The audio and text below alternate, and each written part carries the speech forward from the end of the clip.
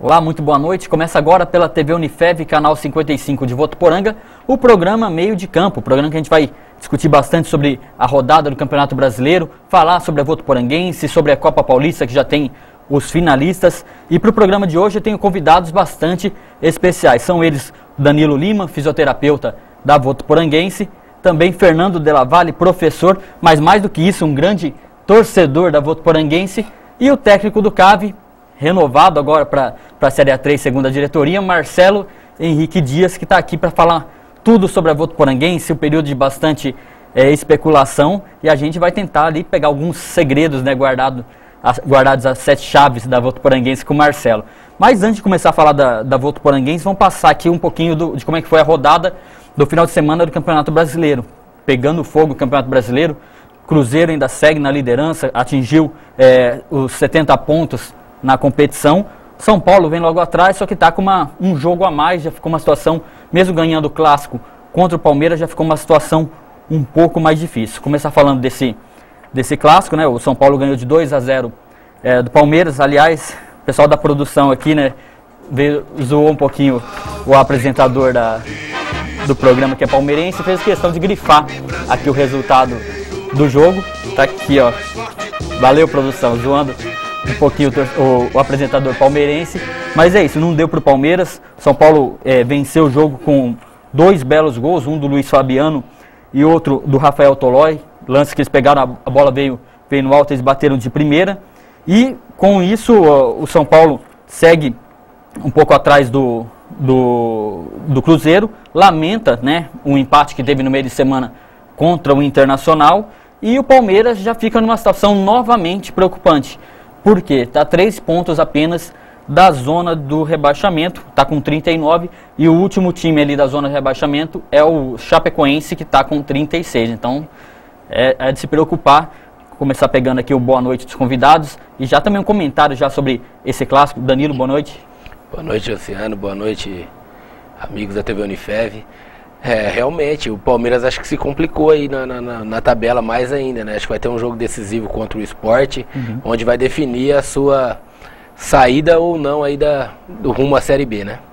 Professor Fernando Della Valle, boa noite, bem-vindo ao programa Meio de Campo. Boa noite, Luciano, boa noite, telespectadores da TV Unifev. É uma satisfação estar aqui, ainda mais acompanhado de grandes figuras do nosso futebol votuporanguense, principalmente regional. E quanto ao clássico, eu, como sendo São Paulino, imaginava esse resultado. O Palmeiras tem sido muito instável na ausência do Valdívia e tem dependido muito dele, porém eu acredito que o Palmeiras não cairá e estou torcendo para que isso ocorra. E o São Paulo vacilou em algumas rodadas em que poderia ter vencido para ter se aproximado do Cruzeiro. O jogo do Inter foi uma delas, mas teve time de menor expressão que o São Paulo vacilou. Você acredita que o São Paulo chega ao título ou não? Eu acho que não, está difícil. Conseguindo a Libertadores já está bom. Pegar a opinião agora do outro professor, meu professor da bola, né, Marcelo Henrique Dias. Boa noite, Marcelo, bem-vindo. Fala um pouquinho pra gente da tua opinião sobre esse clássico. Boa noite a todos. Acredito que nesse clássico aí venceu a melhor equipe, né? O São Paulo tem peças ali individuais que juntos, em prol do conjunto, tem surtido efeito, né? Entra um, sai outro e o nível não cai. E o São Paulo fez por merecer e é uma grande equipe. Por outro lado, o Palmeiras também acredito que não caia, né? O Dorival deu uma cara nova à equipe. Acredito que não caia, mesmo passando por momentos menos conseguidos dentro da competição, acredito que o Palmeiras não caia. Falar agora um pouquinho também, continuar falando de Campeonato Brasileiro, falar do Corinthians. Corinthians deu uma bica, né? Deu um chute numa zica aí que estava algumas rodadas de pegar equipes mais fracas, equipes que estão ali ou na zona de rebaixamento ou perto da zona de rebaixamento, e não conseguindo vencer essas equipes. E pelo contrário, pegando times que estão na parte da frente da tabela, na ponta da tabela, e vencendo, ganhando jogos difíceis teoricamente e perdendo aqueles que teoricamente seriam mais fáceis. Pegou o Bahia, né, e acabou com essa sina, uma vitória 2-1 contra o Bahia. Corinthians foi a 60 pontos, continua vivo na briga por uma vaga na Libertadores. Destaque desse jogo, talvez, acho que o lance do Cássio, uma bela assistência, né, que ele deu numa saída de bola, deixou o Malcom, o veloz atacante Malcom do Corinthians, na cara do gol, e o Malcom não dispersou, fez o primeiro gol, e depois o Renato Augusto marcou também o seu gol, ficou também um tempinho no jejum de gols ali, o Renato Augusto, e voltou a marcar, o Corinthians venceu. Esse lance do Cássio me lembra bastante, assim, não teve um lance igual, mas a gente tem na Votuporanguense um goleiro que faz muito bem a parte de reposição de saída de bola, né, Marcelo? Que é o Cairo. Exatamente, o Cairo é especialista nisso, né? Muito também por conta do trabalho que vem sendo desenvolvido, né? Ele já tem esse dom e está sendo aperfeiçoado pelo Fábio, que é o preparador de goleiros do CAV, né? E isso é um ponto forte na nossa equipe, né? O Cairo repõe muito bem as bolas. Fernando, o que você achou desse lance aí, o Cássio dando uma de armador de jogadas? O Cássio repôs a bola muito bem, o Malcom foi bem eficiente fazendo gol. E o Cássio parece que aprendeu um pouquinho com um grande repositor de bola, um goleiro que tem habilidade muito grande com os pés, que é o Rogério Ceni.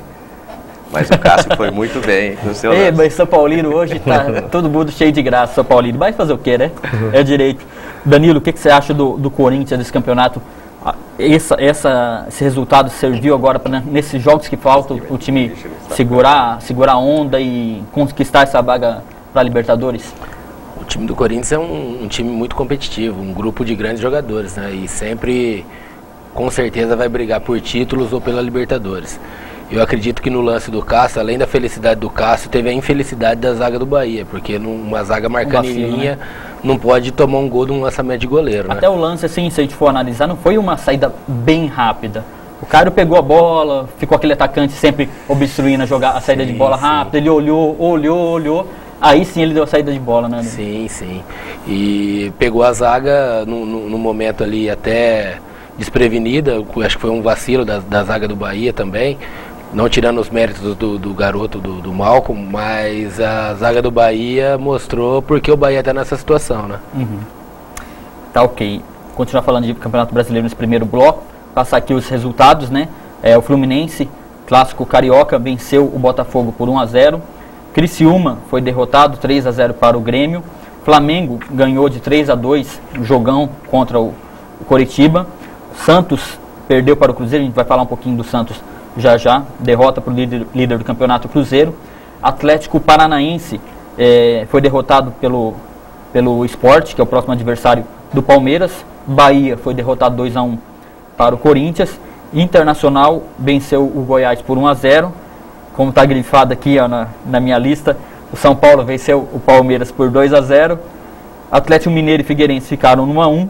E Chapecoense foi derrotado pela Vitória 1-0. O Cruzeiro, né, venceu o Santos por 1-0 e está com 96% de chances de conquistar o título, né? E lembrando que está com um jogo a menos, a diferença está de 4 pontos, mas está com um jogo a menos que o São Paulo. Então, 2 vitórias aí nas próximas 2 rodadas, acho que praticamente já garante o título para o Cruzeiro. O Cruzeiro venceu o Santos com um gol do Ricardo Goulart. Esse jogo, pode falar que o Santos criou boas chances de gol, mas pecou na finalização. E já o Cruzeiro fez um gol de uma maneira fantástica. Eu acho que está sendo o diferencial do Cruzeiro nesse campeonato. Fernando, você acha que o Cruzeiro, ninguém tira mais do Cruzeiro? Eu acho que não. Eu acho que o título é do Cruzeiro. Foi uma equipe que manteve maior regularidade durante todo o campeonato. Está bem montada, grandes jogadores se destacando. E não tem perdido pontos bobos, ou no momento que tem perdido, os outros times concorrentes não têm aproveitado. Eu acho que esse Brasileirão vai ser do Cruzeiro. Marcelo, esse toque de bola do Cruzeiro, esse gol do Cruzeiro resume bastante o que é o time durante toda a competição. Fala um pouquinho disso. Olha, eu também vejo o Cruzeiro como ali o grande favorito, dificilmente vai deixar escapar esse título. Muito por conta justamente aquilo que o Fernando disse, né? Foi a equipe mais regular durante toda a competição, né?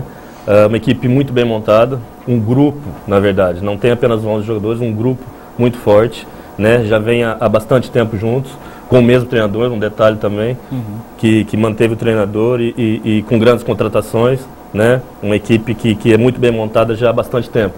Então isso tem feito a diferença nesse Campeonato Brasileiro. Então dificilmente o Cruzeiro deixa escapar esse título.